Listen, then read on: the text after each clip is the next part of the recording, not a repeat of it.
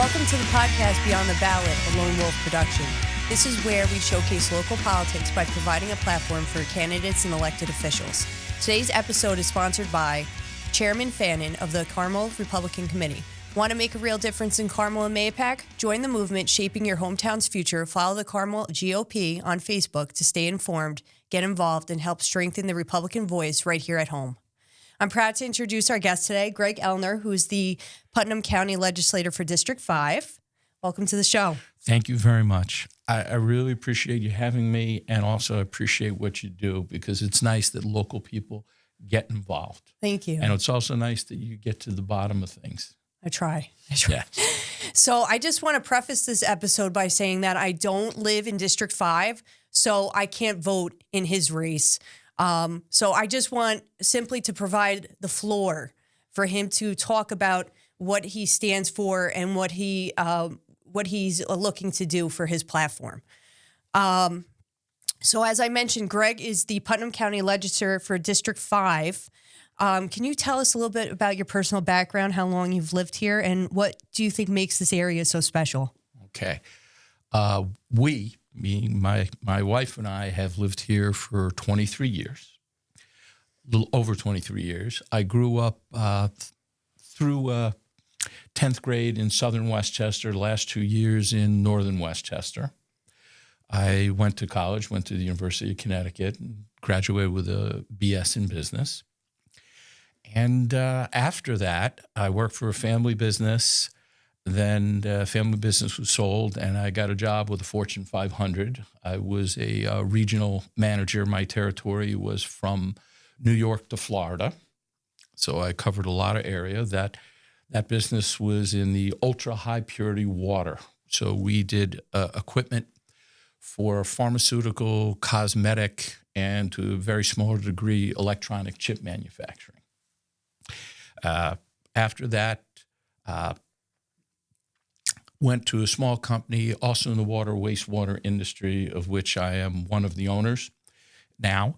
And we build sewage disinfection equipment, large equipment. We're the last step in a sewage treatment plant.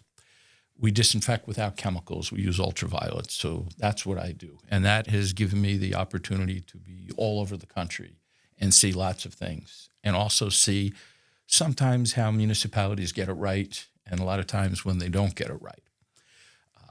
This area, we moved up here to raise a family. We all know it's a very safe area. Putnam County, what they say, is the 8th safest county in the country. Wow. But even though we're the 8th safest county, unfortunately, crime is increasing. It's increasing everywhere. So everybody has to be vigilant.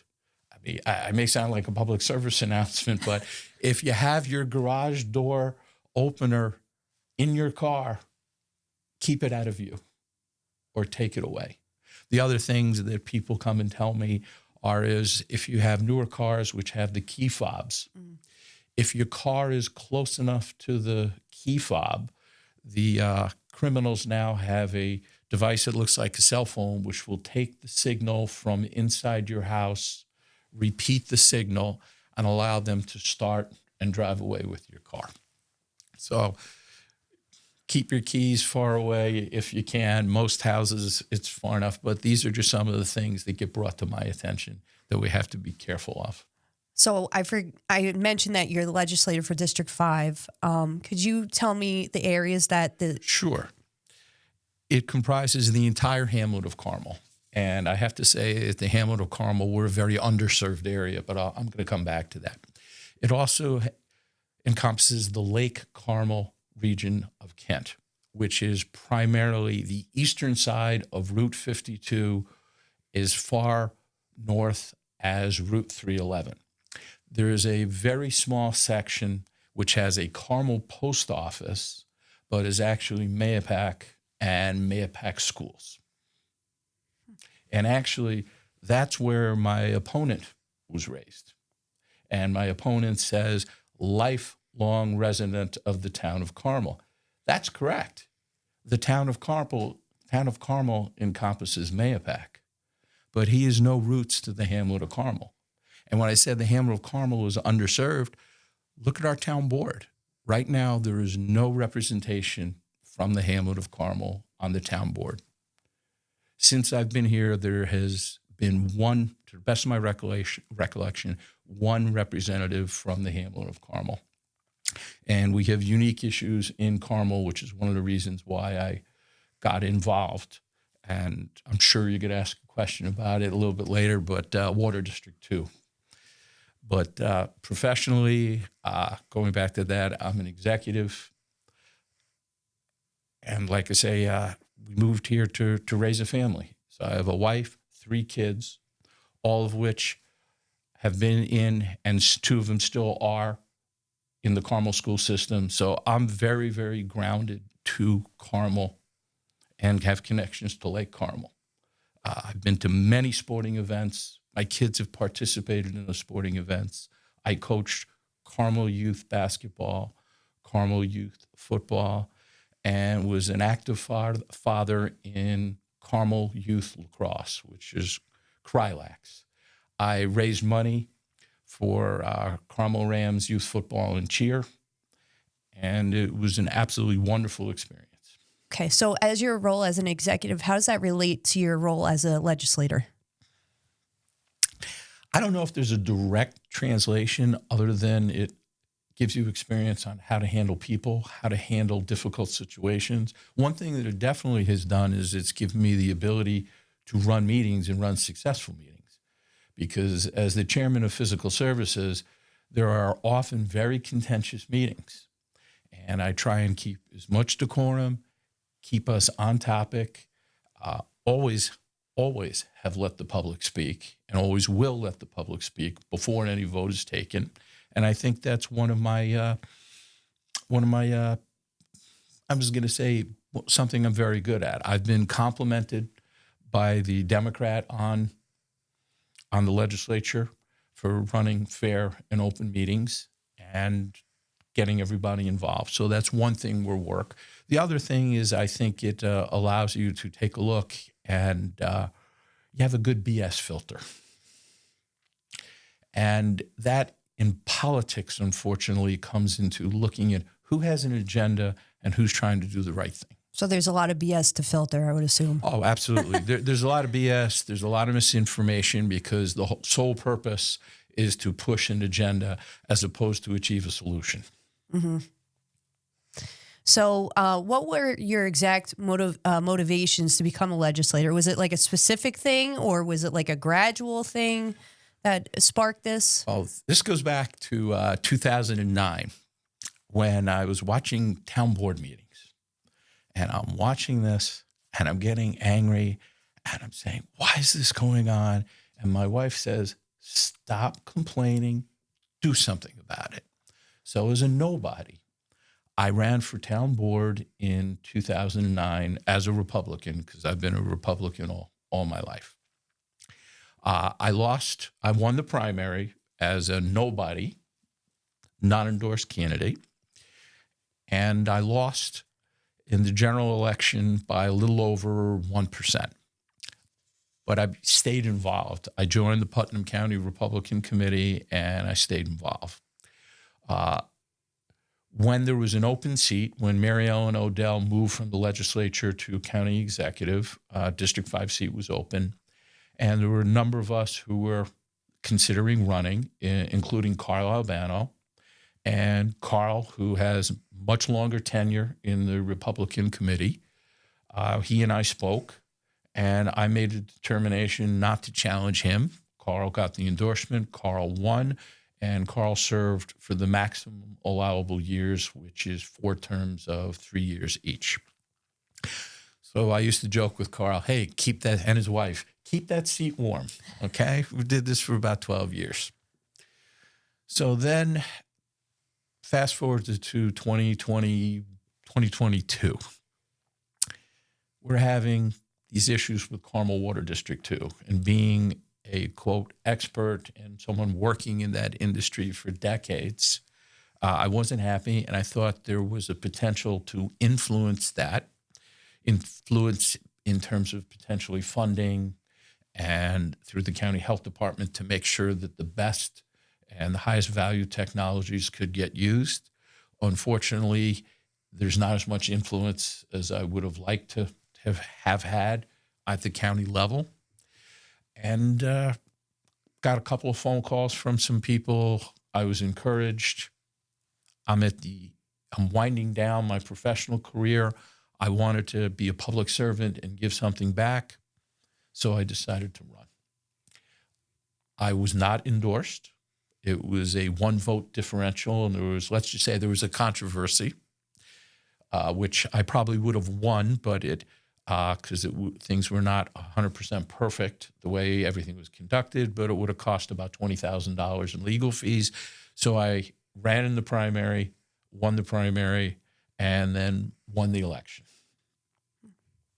So there are 9 members of the legislature for Putnam County in which they operate under a committee system. You already said that you are the chairman of the Physical Service Committee. You also serve on the Economic Development Committee and Rules Committee, and you are the deputy chairman of the legislature. So most recently, it has been my understanding that the agriculture district falls under your purview. Can you explain in simple terms what recent events unfolded in regard to the agriculture district? Yes, but I'm just going to step back, if I may. Sure. Naomi.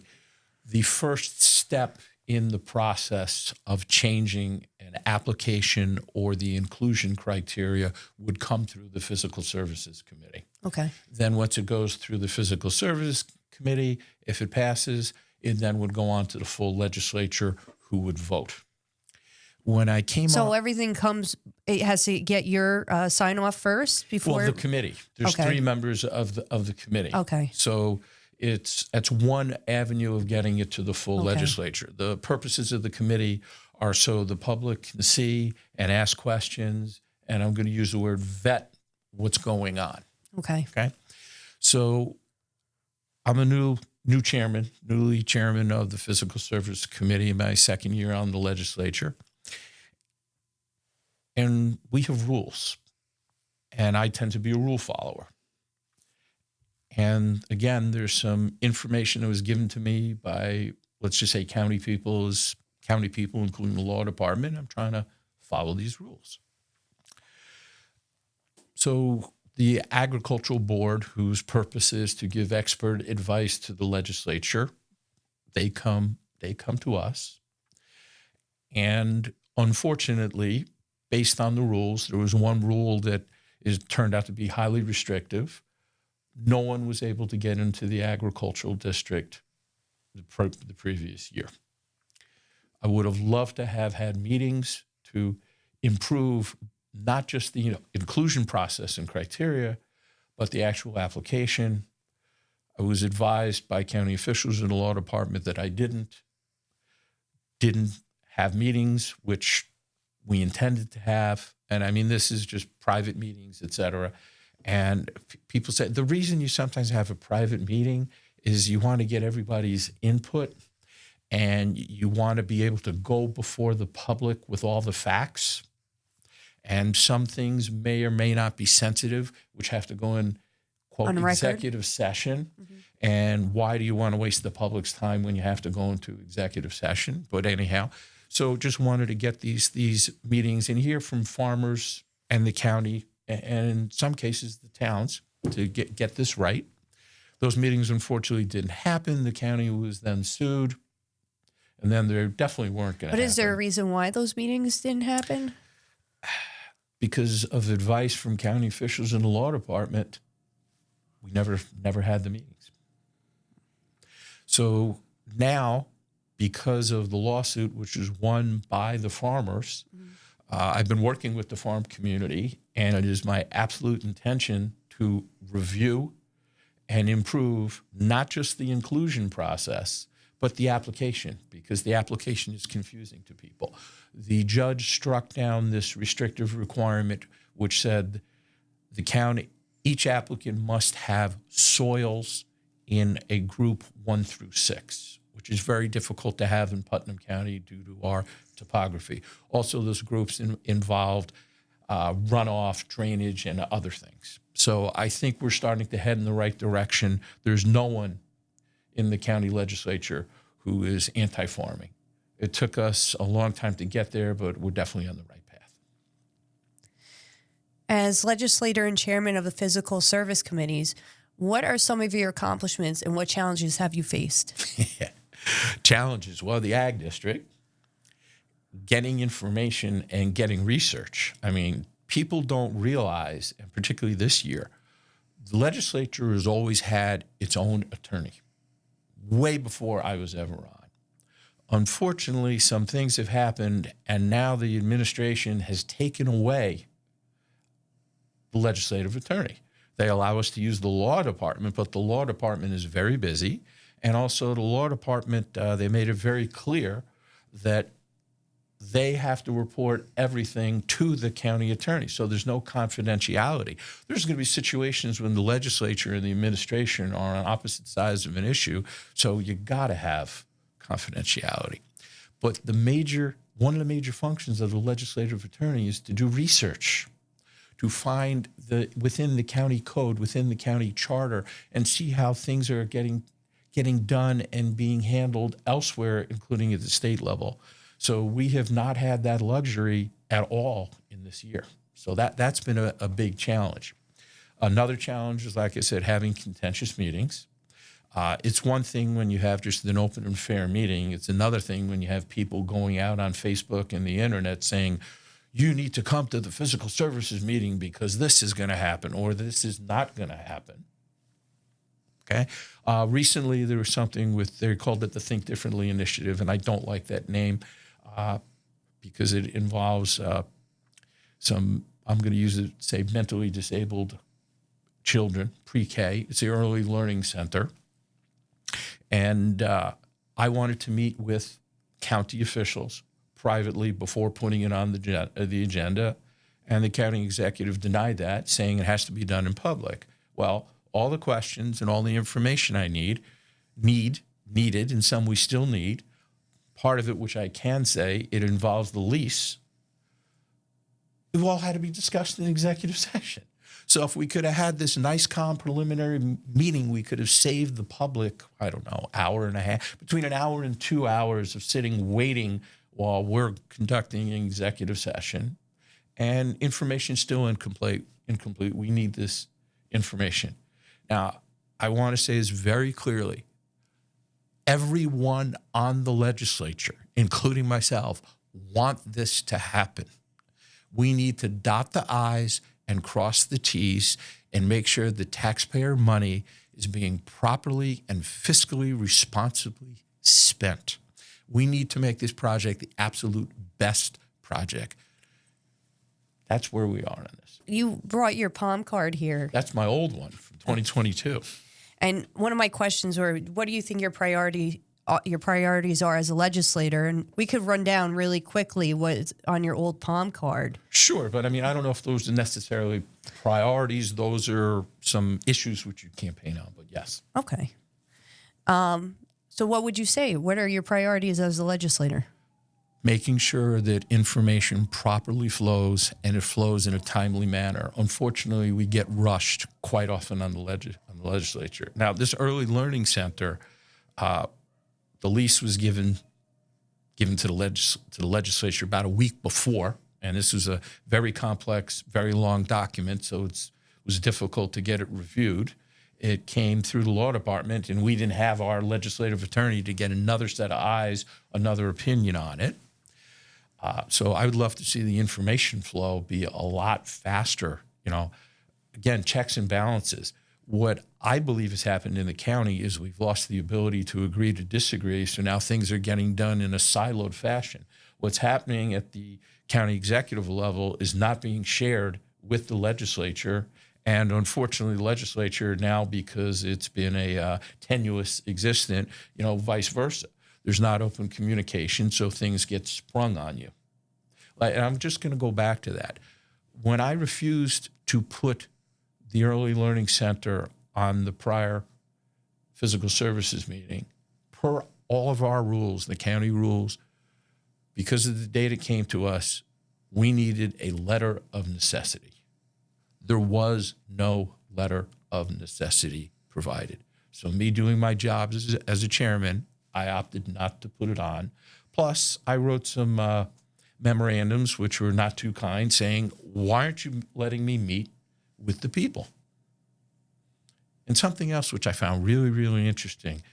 We're talking a projected, and I think it's low, but a projected $1.5 million build out for the county. On none of the correspondence and none of the meetings was the county commissioner of finance involved. Wasn't even copied on anything, which I found a little unusual. I just want to take a moment to kindly thank the sponsor for today's episode, Chairman Fannin of the Carmel Republican Committee. Want to make a real difference in Carmel and Mahopac? Join the movement, Shaping Your Hometown's Future. Follow the Carmel GOP on Facebook to stay informed, get involved, and help strengthen the Republican voice right here at home. I think people might wonder why there would be a Republican primary. Some things may have been said that you're part of the establishment and you have not kept your promises. In other words, your leadership has been ineffective. What do you say to that? Okay. Which part do you want me to answer first? The primary? Why would they do that? Okay. The process. Anyone who wants to run, anyone, regardless of party, has the right to come before and would request to come before the Republican committee. Now, in the case of this specific legislative district, because it has 2 towns in it, you would go to 2 towns, and then the final official vote would be taken by those same town delegates who live or represent District 5 at the county level. So you come there, and this is where you get vetted, okay? You tell people you're interested in running. Then there's a Q&A period, and those questions can be pretty tough. The other thing is, as you are trying to have those delegates vote for you, you provide information. Normally it's a detailed letter, which includes a resume, a CV, or just all your background. So these people can make an informed decision. I came before the committee. Someone else came before the committee. My opponent, who is on the committee, never came before the committee. He never addressed anyone on the committee. And in fact, he told numerous committee members that he had no intention of running. So he bypassed the vetting process. Now, that process was concluded, and I was unanimously endorsed. The Kent Committee, the Carmel Committee, and the County Committee. So I am the endorsed Republican candidate. My bona fides were present. My background was present. I was checked. My opponent he chose, because it's the right of any Republican who gets enough signatures to have a primary. Now, going back to, I said, anybody else before. If you're not in the party, in this case, the Republican Party, if you get a permission slip from the party and the legal document is referred to as a Wilson Pecula, then you are allowed to solicit signatures to get on that party's primary. Now, it's highly uncommon, but in theory, if a independent is just the absolute hands-down best candidate, if they wanted to get on the Republican Party ballot and there are Republican challengers, they have the right to request permission to do so. And that's why you would be in one specific party. So if you're a Republican, you automatically have permission to garner signatures and get on a ballot, primary or otherwise. So what do you say about you being told that you might be part of this establishment? What do you say to that? Establishment. That is the most absurd thing, particularly when you look at my voting record, okay? I have voted to override county executive vetoes more often, or I should say is the same, just as often as other members of the legislature. The county executive, who is the establishment with unbelievable amounts of funding, I got to give it to him. He's a fantastic fundraiser. He's the one who is backing my candidate. So if I'm the establishment, I'm being penalized for voting, 1, to strengthen term limits. 2, when the county executive brought forth the proposal, which would have included $500,000 of spending, not only did I vote against it, I voted to override the veto, and that is what provided for a property tax reduction in the prior year. Right. So how establishment is it doing the right thing? Okay. I'm little old Greg Ellner, who's a public servant, who lives in the community, works in the community, has kids in the community, kids in the school district, one child who's graduated from the school district. I've been involved and I remain involved. The other thing is Carmel Water District 2, which is where I live. I've been a very strong, outspoken advocate to the town's approach. I think it's going to take a extreme amount of money to do it in the manner which they are doing it. And my professional opinion is it's the wrong approach. And fortunately, there were about 200 people who also lived in Water District 2 who came to the meeting, and the town is now reviewing their approach. They went out and they hired another engineering firm to review the first engineering firm and make their determination. And when I say expensive, I think the estimates are very, very low, but if the town continued in the way that they were doing it, we're looking at an increase of $1,000 per household for the 1,700 households in Water District 2. The Belden House is within your district. Mm-hmm. What would you do to preserve this historic structure? I wish we could preserve that structure. There's a lot of problems in getting it done. The county years ago decided that they did not want to take the responsibility. The town has decided that they don't want to take the responsibility. Unfortunately, due to the age of the structure, there are potential remediation problems, which everybody is afraid of. Now, the DEP promised, they went on record, they published in newspapers that they were going to pay for this. In 2008, they claimed the financial crisis prevented them. And we were talking, best of my recollection, somewhere around $7-8 million is what they promised. They never followed through with that money. They just let the house deteriorate, which made it more expensive. Now, we have a local charitable organization, the Friends of Belden House. They want to take on this restoration project. They want to do it. And I have written on their behalf to the DEP multiple letters because the DEP has agreed to give away this structure. They want to give away the Belden House. But the DEP wants to give it only to a municipality, the town or the county, because the DEP's rules are if they give something away and the entity happens to fail financially, there's a reversion clause, so the DEP has to take it back. So it's a ping pong game. Yeah, but look, if the Friends of Belden House have this and they have the ability to raise funds and they have volunteers doing construction, which is something which, when it is a municipal construction, we have to use prevailing wages and do it the right way and support fair labor practices, okay? If it's a charity, they can go on there themselves, donate their time. It's less restrictive. Yeah. Not as restrictive. But the DEP, I've asked them to come to the table and meet with Friends of Belden House, and unfortunately, they refuse.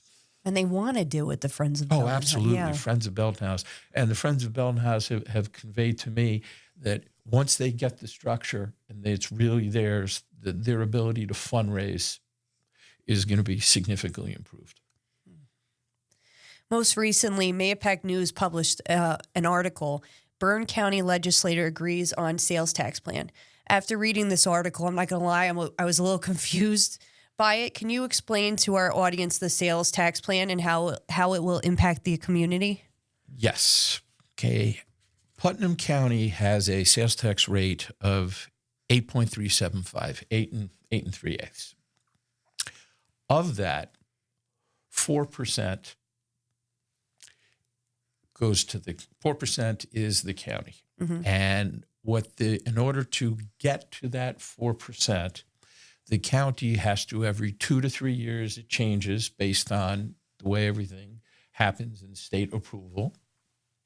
The county asks for an additional 1% of sales tax.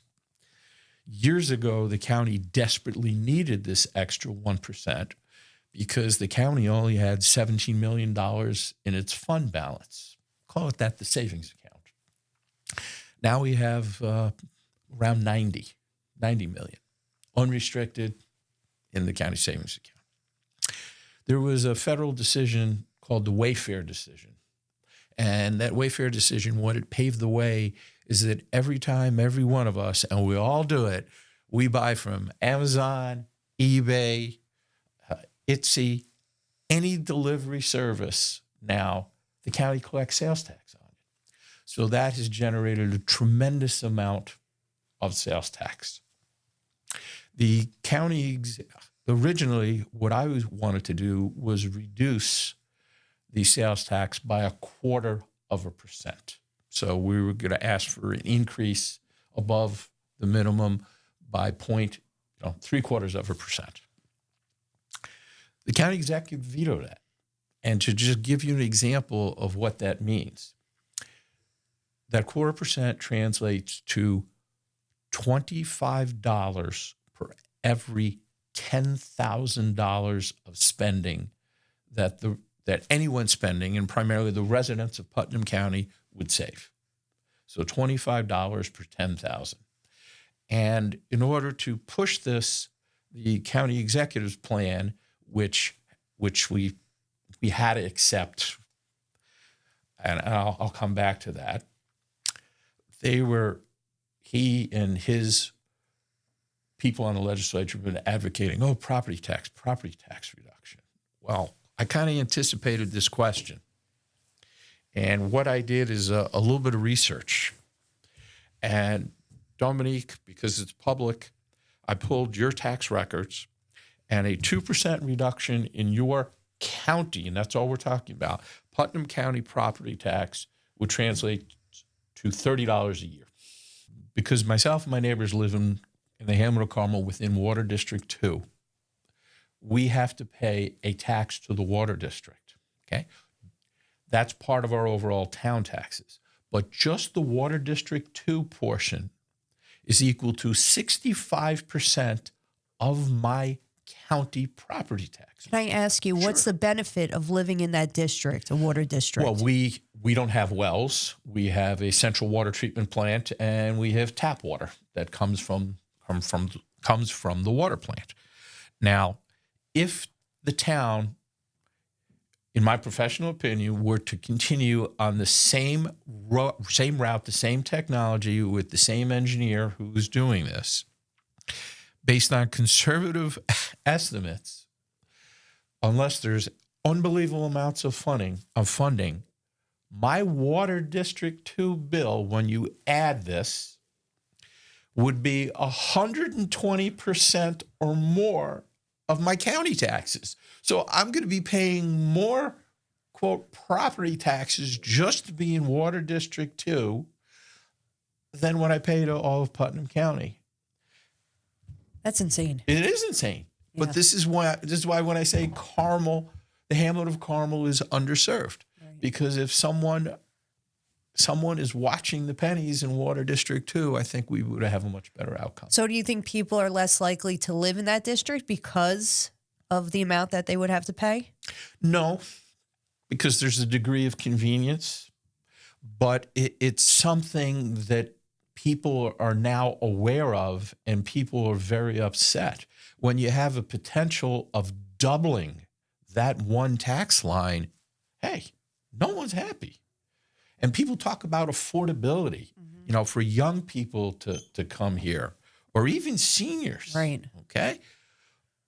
Affordability, and look, we said it before. The overwhelming majority of our taxes are school taxes. And as a county legislator or even as a town councilman, we have no control over those taxes. But where we can save, and I believe that every legitimate savings should be implemented, every little thing helps. I don't want to move. I don't want to retire to Florida. I don't know about you out there, but that's what's happening. People are coming to retirement age and they're leaving. What happened is the county executive vetoed the legislature's 0.75%. And then instead of the normal practice where the legislature agrees to it, sets it up, and then sends it to Albany, and then Albany would grant you, the Assembly and the Senate.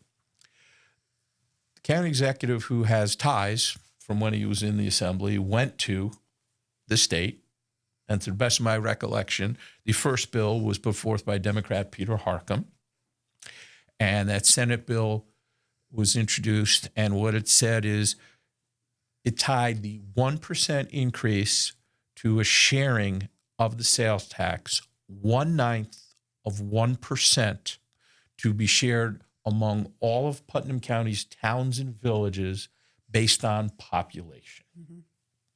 Now, myself and legislator Adonisio, what we wanted to do was, regardless of if it was 0.75% or 1%, we wanted to treat it as separate issues. We were in favor of $5 million per year for 2 years to all the towns and villages, and split equitably based on population. Now, because the county executive vetoed it, if the legislature did not accept the proposal which came down from Albany, the county was at risk of losing the entire 1%, which is projected about $22 million of sales tax. Okay, so if we lost that entire 1%, $22 million. The 0.75%, which I would have preferred to have seen happen, that was roughly $5 million, a little more than $5 million. And I think the county, we could have comfortably afforded that.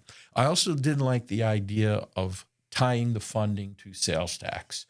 I would have just preferred to guarantee the funding because it all comes from the same pot, whether it's sales tax or not. So now what's before the state is this, what you were saying, is the Putnam County has asked the state, agreed to the state of 0.1%, which is projected to be about $2.4 million. There also is a guarantee, because based on population, some of the villages, they may not have enough, there's a guarantee minimum of $50,000 to those villages. Being that Carmel is the highest population town, we're going to get the lion's share of this. The other thing is, sometimes I've heard and people have said that, well, everybody shops in Southeast. Mm-hmm. Southeast does have probably most of the shopping. But in fairness, and the state does not necessarily say what is exact in Putnam County, but one of the, if not the highest two generators of sales tax in Putnam County are automobile sales. When you buy a car, and it doesn't matter where you buy a car, if you live in Putnam County and you register it, sales tax comes to Putnam County. And the other thing is, every one of us who have cars, we buy gasoline. So you buy gasoline anywhere in Putnam County. So these are very, very significant. And going back to, there's no doubt that the stores in Southeast receive the most sales tax. Well, if the highest population is Carmel, the odds are people in Carmel are spending more, whether it be at Southeast or anywhere else. I was going to say we're probably generating the most sales. Most likely. Yeah. So what appears to be the fairest way to distribute this is based on population. Okay. And my next question was going to be how much relief in monetary value. So I would receive approximately a relief of about $30. Well, you would receive no relief whatsoever. The towns are getting this money. Oh. Okay. None of this money goes to None of this money goes directly to the taxpayers. Oh. Okay. A property tax reduction, which I am completely in favor of, and I think there are better ways of doing it. Let's just leave it at that. But a property tax reduction, if it was 2%, your property would receive $30 a year in relief. Okay. Taxpayers are most burdened by property tax. Why not consider, like you said, why not consider some sort of deal with property tax? You see, I don't agree that taxpayers are most burdened by property tax. You don't think so? No? I'm going to give you an example, okay? And I did this with my own taxes, okay? 66.7% of my taxes in the hamlet of Carmel go to the Carmel Central School District. So if that's property tax, then yes, you are correct. So what I should say is county property taxes don't burden us. Okay. County property taxes only account for 7.8% of my tax bill, and town taxes, because I live in a water district, 25.5% of my total property taxes. So the county is by far the smallest part. Now, I noticed that you do not live in a water district, so your county taxes comprise 8.5% of your total property tax. Okay, so it's not that significant then. No. It's the lowest portion other than a special district, a fire district, or an ambulance district. It is the lowest amount of your taxes. Okay. And those are itemized in your town tax bill. When you pay your town tax bill, your fire district, your ambulance are included in that. Transparency is a buzzword for political campaigns. Do you feel that you've always operated with full transparency? Absolutely. No doubt about it. I've said what I'm going to do. I do what I'm going to say.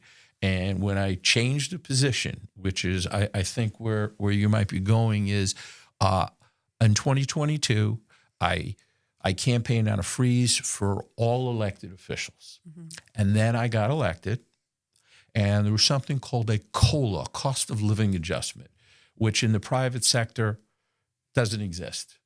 Never had it, never knew it existed. So now when every county employee is getting a cost of living adjustment, I felt it wrong and unfair to penalize hardworking elected officials such as the county coroners, the county clerk, and the sheriff. So I changed my position, and I own it, and I voted for a COLA. But the difference is I excluded myself at the time of voting, and I have never taken a COLA. I have never taken any increase since I was elected. My pay, my total compensation as a legislator is the same as the first paycheck I received, which is something which my opponent is not being truthful on. He's saying that I voted a raise for myself. Now, before we sat down here, I provided county documents, proof from the Commissioner of Finance, from the legislative office, showing that I've excluded, declined, and I have never taken it. So that is campaign rhetoric. And being a legislator is a part-time position. Yes, it is a part-time position. And how much, if you don't mind me asking, is the compensation that you receive? About around $43,000 is what current compensation is. And I don't receive that full level. I believe it's 41 and change. If you're reelected, what goals or ambitions do you have for the future of Putnam County?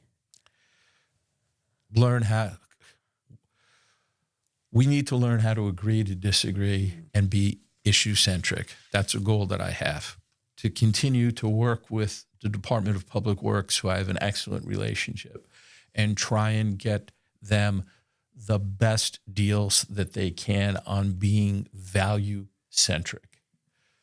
Look, we all know our roads are hurting. I want every road paved. I want the maximum available maximum available number of roads paved. So that's something, we work with them. Actually, there was something which you said as an accomplishment. Some software was brought to us because there was about a $5,000 discrepancy in handling of cash at the golf course and at the Veterans Park. And the proposal which came before the Physical Service Committee is they wanted to take $100,000 out of DPW and use it for this software, implementation of the software. It was up to $100,000, and it wasn't completely automatic, which really didn't matter because then there was, from recollection, a $30,000 or a $38,000 annual fee for this software. I wanted and was successful at keeping that money in DPW so they could use that money for paving.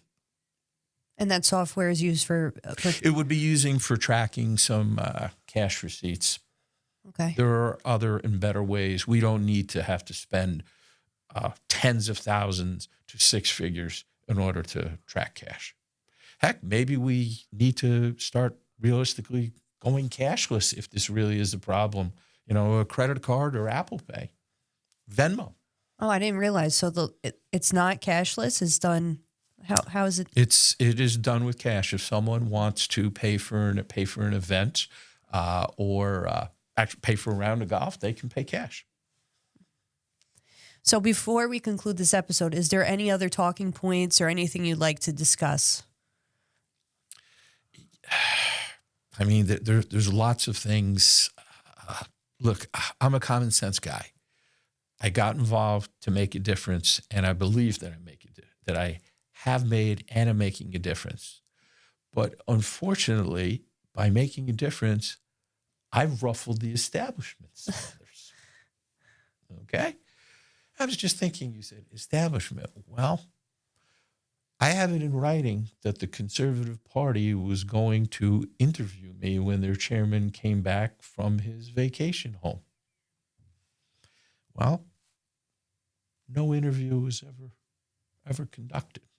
My opponent just got the conservative line. So obviously, if I was establishment, that would have been automatic for me. I live in the hamlet of Carmel.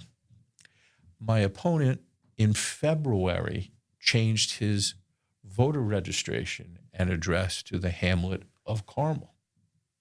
I can tell you unequivocally, and he doesn't pay property taxes in the hamlet of Carmel. There's no record of it. It appears that he is living in a building that is a multifamily residence that is owned by an LLC that is owned by his family. And this comes into experience, okay? It's not just business experience to make these decisions, and there are tough experience, okay? I said before, I'm married. I have 3 children, okay? I pay taxes, property taxes, town and county property taxes, water district taxes. But being older, I've had life experiences and challenges, just like everybody else out there. And these challenges are what gives us our decision-making abilities. If you've never had a sick child or a seriously sick child, if you've never had friends or loved ones who come down with cancer and you have to help them, if you've never had when you're going to have a newborn and the umbilical cord is wrapped around their neck and you have to make a decision with your wife, are we going to go for a C-section or what are we going to do here? If you have a special needs child, an autistic child, and you're an older parent, how are you going to provide for their future? What are you going to do? These are all factors that make someone who they are. And these experiences is what, in combined with business experience, $1 million budgets, multi-$100,000 pieces of equipment sold, support, it's the downtimes. Those are things that allow us to make good decisions, even in a political arena.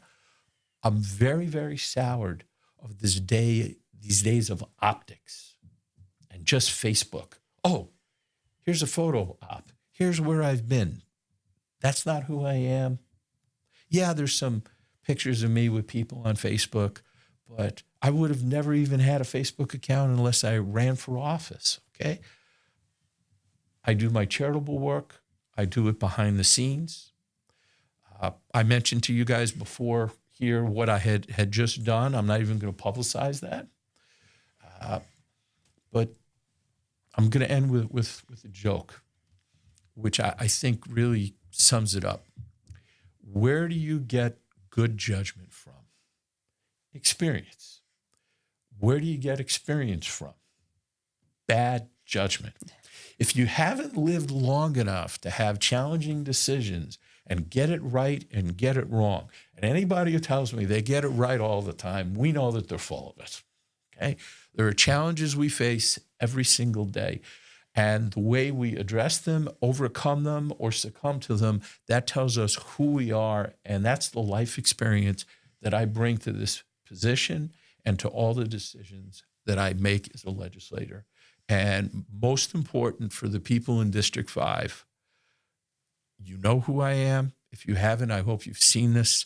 And I hope that I've earned your vote, because that's what this is about. I want you to vote for me, not because of some fast and slick platitude, but because I've done the work, I'm doing the work, and I want to be a public servant. I've said it. I'm not a politician. I'm not about optics. I'm a husband. I'm a father. I'm a coach, and I'm deeply rooted in this community. And thank you again, and thank you to your staff for giving me the opportunity to be on your show. I really appreciate it. You're welcome. Optics, where can people find you? Well, the campaign website is greg4putnam.com. And I do have a Facebook page, County Legislator Greg Ellner. And there's also just the personal page, which really barely has anything personal. I tend to be a private person. If you look at the posts that I've had, it's, hey, today's the first day of football season. Come out and support the Carmel Rams. Let's go Carmel lacrosse. I don't go telling people where I am and what I do. And one other thing. Learned in life a long time ago. A major portion of doing something is showing up. Okay? I show up. At one point, my opponent attacked me for not being at a legislative meeting that was critical involving the sales tax. I was not at that meeting because of a pre-scheduled more than a year in advance family vacation with my family and extended family. I have one of the best, if not the best, attendance records at the legislature. I show up. I have seen my opponent at one meeting since he said he was going to run for office. The Democrat, who the winner of this Republican primary will face in November, he's been at every meeting since. So, again, optics versus doing the work. Okay. Anything else, or forever hold your peace? I'll forever hold my peace. Oh yes, one minor thing, because we had said is introduce private sector practices. One of the things that I want to introduce, and it has not been able to do so, is the county, in my opinion, and the whole purchasing system relies way too much on advertising through BidNet. This is a municipal service where anyone who wants to subscribe can find out about what bids are. One of the things that I wanted to do is whenever we buy something, the county, something of any consequence, and it's time to buy it again, I think that at the very least, we should send an email to whoever was the low bidder, low respondent. It's not that hard, but haven't been able to do that. And one of the other things that I've noticed is that the Kohler Center, which now we're finally going to get it done, the senior center, they've had water that was undrinkable. On BidNet, the county had advertised and put out for bid at least 2 occasions. No one responded. You can't rely on the internet to get everything and to get your best prices. You got to rely on people to reach out and say, hey, we got a project. You need to know about it. We'd welcome your bid. Very simple. That's all. So now I'm going to forever hold my peace and thank you again. So primary election date is June 24th. Correct. Early voting starts on June 14th. June 14th through June 22nd. Okay. And where can people go to vote? Unless things have changed, the voting in the Carmel section will be at Daugherty Hall at St. James. I should know this, and I'm going to have to check with the Board of Elections. If there will be a Kent polling location, the odds are if there's a Kent polling location in the past, they've been at the Lakeview Church or Arts on the Lake for this particular. But then again, because there are other primaries, there's a chance that it also could potentially be a Kent Town Hall. If you don't mind, I will check on that and get back to you. Okay. And Eddie, you'll post the website as well. There you have it, folks. Greg Ellner, the legislator for Putnam County for District 5. It's been a pleasure having you on the show. Thank you so much. You're welcome. And if anyone, a small business owner or individual, would be interested in sponsoring future episodes, please contact us for details. Thank you for watching the podcast Beyond the Ballot. Like, subscribe, and leave us your comments or any questions you might have for future guests. Thank you.